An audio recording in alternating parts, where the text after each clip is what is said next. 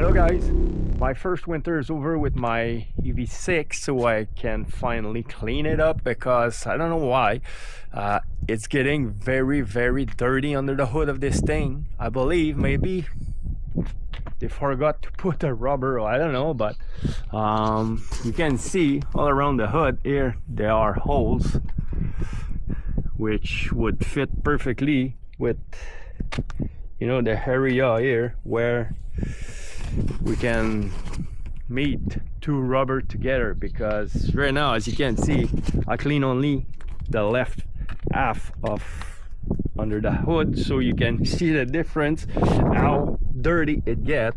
There's kind of a lot of, and I have to say that I don't do any gravel road whatsoever. That's only the sand that city put on the streets when there is snow, ice, etc. So I don't do any gravel road whatsoever, and I have all that crap under the hood. So obviously Kia haven't made a really good job sealing the inside of the hood.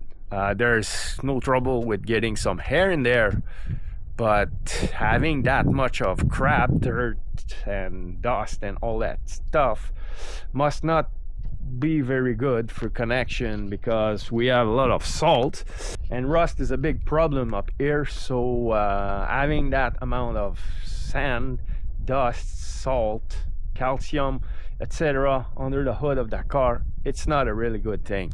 I don't know on the electrical point of view how bad can it be, but on the rust side it is really bad. So what I will do, I will buy some rubber strip, maybe not exactly this one, but I will buy something, and if I cannot install that in these holes, I will put a two-sided 3M tape so I can stick a rubber all around the hood, so I can keep as much as possible of this crap out of the car, out of the hood, because it's pretty hard cleaning all these small area everywhere.